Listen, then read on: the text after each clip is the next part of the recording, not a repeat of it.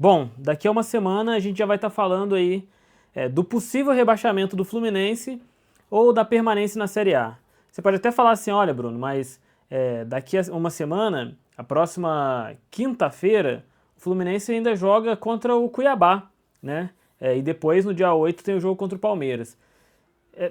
Cara, se você está esperando que o Fluminense vá se livrar da zona de rebaixamento no jogo contra o Palmeiras, eu acho que você já começou errado. A gente não pode ter que torcer para o Botafogo ganhar seus jogos, e eu acho que vai fazer isso, tá? O Botafogo tem um bom time, e sinceramente, eu sou um cara que, assim como a maioria dos torcedores aí de futebol, gosta da rivalidade, gosta dessa questão de disputa entre os clubes, entre as torcidas, desde que seja, claro, sem violência, com respeito. Isso não é nenhuma demagogia, eu tenho aversão a essa questão de violência em estádio, até por isso não frequento. Não frequento muito, né? Vou aqui na minha cidade, quando o Fluminense joga por aqui, vou assistir o Fluminense aqui no estádio do Volta Redonda, mas tenho muito receio, por exemplo, de levar meu filho num jogo grande, onde você sabe que muita coisa pode acontecer. Então eu digo isso, a rivalidade com todo o respeito, um respeito não um respeito politicamente correto, digamos assim, não estou falando para ninguém sair xingando ninguém, mas eu estou dizendo, tem que ter um respeito, mas tem que ter sim uma rivalidade, tem que ter zoeira, tem que ter tudo isso que faz parte do futebol. Mas fora isso, cara, se o Botafogo for campeão brasileiro, e eu acho que vai ser, eu ficaria feliz, tá? Para mim, antes o Botafogo do que o Flamengo, e para mim também o título do Botafogo vai retratar aí uma mudança no futebol brasileiro, e uma mudança que tem que afetar o Fluminense, que é fazer futebol com todo o envolvimento que a gente tem, todo o envolvimento que torcida, diretoria, jogador tem, e com dinheiro, porque não se faz mais um futebol de alto nível sem dinheiro. Cada ano a gente vê que isso é mais pertinente, e esse ano o Botafogo muito provavelmente vai ser campeão do Campeonato Brasileiro, talvez a Libertadores ali, porque recebeu um aporte gigantesco que, se não fosse um investidor estrangeiro, ou se não fosse um investidor, também poderia acontecer com um investidor brasileiro, isso jamais aconteceria. Mas fora isso, ficaria feliz se de todos aí possíveis o Botafogo for campeão. Mas você não tem que contar com isso para o Fluminense se livrar da zona de rebaixamento. O Fluminense tem que fazer a sua parte contra o Atlético Paranaense, tem que fazer a sua parte contra o Cuiabá. Tem muita gente falando aí que vai ser muito difícil ganhar do Atlético. Cara, com esse time, da maneira que está jogando, da maneira como o Mano Menezes entra em campo ali, um time reativo, um time que joga como um time pequeno, um time sem personalidade, sem protagonismo, sem alma, muitas vezes em campo, vai ficar difícil. Né? O torcedor ele tem que acreditar. Mas se entrar dessa maneira, é melhor nem jogar, cara. Melhor nem fazer nada. Melhor deixar o Atlético passar e a gente jogar uma Série B ano que vem. Porque, apesar de toda a incompetência que o Fluminense mostrou esse ano, e aí, pra mim, já falei no outro vídeo aqui, tem seus culpados ali, tem o Mário, tem o Fernando Diniz, tem o Mano Menezes, tem todo mundo aí, mas o principal para mim é jogador, porque é o jogador que entra em campo, é o jogador que zela pela própria imagem, pela própria carreira também, o cara que entra em campo sem entregar 100% do que ele pode, cara, ele tá sendo desonesto, tá sendo às vezes mau caráter. E não estou falando que isso é geral no Fluminense, eu sei que tem fatores ali que vão afetar desempenho, muitas vezes é questão emocional, muitas vezes é o momento, jogador que não está preparado para aquele tipo de situação, como foi o caso do Esquerdinha quando entrou, por exemplo, mas tem jogador que às vezes não está interessado mesmo, como o John Kennedy mostrou muitas vezes, que é um cara que eu gosto, cara, eu gosto do John Kennedy, acho que tem tudo para ser, tinha, né, tudo para ser ídolo no Fluminense, eu acho que não vai acontecer mais, mas a gente sabe que tem jogador que muitas vezes o cara não performa porque ele não quer. Ele não quer dar 100%, ele não quer fazer o esforço que precisa fazer.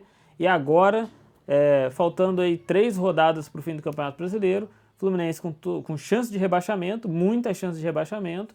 E aí alguns foram acordar e querer correr atrás do tempo perdido. E aí faz um jogo ridículo como fez aí na última rodada, empatando com o Criciúma. Mas assim, você vê que em muitos momentos o time correu, mas pelo desespero, pela necessidade de vencer, por tudo que envolvia aquele jogo, você vê uma apresentação ridícula de alguns jogadores que emocionalmente estavam perdidos. Tipo o Serna, que pra mim é um bom jogador, vi muita gente falando mal dele aí nos outros canais. Pô, como é que o Serna pode ser jogador aí do Arsenal? Não, o Serna, perdão. Quem é jogador do Arsenal é o Marquinhos. Mas como é que o Serna pode estar no Fluminense? Como é que o Marquinhos pode ser um jogador do Arsenal? Cara, o momento faz você ficar emocionalmente abalado. O Marquinhos chegou no Fluminense bem, jogou bem os primeiros jogos lá com o Fernando Diniz, depois teve uma fase ruim ali, mas não acho que seja um jogador ruim. A mesma coisa o Serna, que quando entrou no começo fez um golaço lá, todo mundo falou, nossa, como que o Serna já chegou vestindo a camisa aí do Fluminense, parecendo que tá aqui há um tempão. E agora vai falar como se o cara fosse o pior jogador do mundo e a gente sabe que não é. Mas muitas vezes faltou ali no meio do caminho, não só desses dois jogadores, mas do elenco de modo geral, faltou comprometimento e correr atrás do tempo perdido agora é bem complicado. Mas é isso, o Fluminense precisa fazer sua parte contra o Atlético Paranaense, precisa fazer sua parte contra o Cuiabá. Contra o Atlético, eu acho que é um jogo um pouco mais complicado. O Atlético tem chances matemáticas de sair, está à frente do Fluminense, inclusive, e vai ser um jogo ali mais franco, tá? Mas o Fluminense tem time para vencer o Atlético Paranaense, gente. Não é possível que o atual campeão da Libertadores, o time não é exatamente o mesmo mais, mas muitas peças do Fluminense que estavam naquela final de Libertadores ainda estão no Fluminense jogando. A gente conta com o retorno do Paulo Henrique Ganso, porque ele bem, o Fluminense consegue sim achar muito mais oportunidades, muito mais chances de gol do que quando ele não está em campo ou quando ele não está bem, como foi com o jogo contra o Criciúma. Além dele ter se lesionado ali durante a partida, ele não estava bem, não fez um grande jogo, mas a gente conta para que isso aconteça. Mas de modo geral, cara, o Fluminense não pode contar com o Botafogo vencer, com o Cruzeiro vencer o Bragantino. O Fluminense tem que fazer a sua parte. Incrivelmente, nessa campanha ridícula que o Fluminense está fazendo, nessa campanha horrível que o Fluminense está fazendo, tem gente conseguindo jogar pior, né? Então, mesmo que o Fluminense hoje não vencesse, se todo mundo que está abaixo perdesse, o Fluminense não cairia, mas a gente não vai contar aqui com essa possibilidade. O Fluminense, por incrível que pareça, ainda depende só de si próprio. O Fluminense poderia, eventualmente, acho muito difícil, ganhar os 3 próximos jogos, né? Fazer aí mais 9 pontos e a 48 e está matematicamente fora da zona de rebaixamento, se livrar ali do rebaixamento. 45 pontos é suficiente para isso. 44 também muito provavelmente livre do rebaixamento. 43 também. 42 já começa a ficar complicado.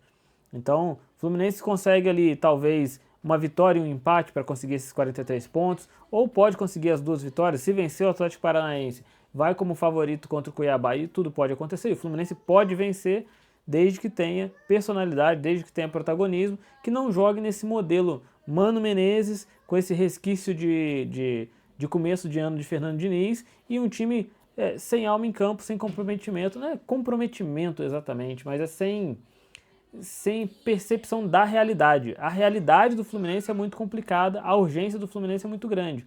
Então não adianta entrar em campo achando que a gente está na 20ª rodada, na 30ª rodada. A gente está nas 3 últimas rodadas para acabar o Campeonato Brasileiro, 36ª, 7ª e 8ª, e acabou o campeonato.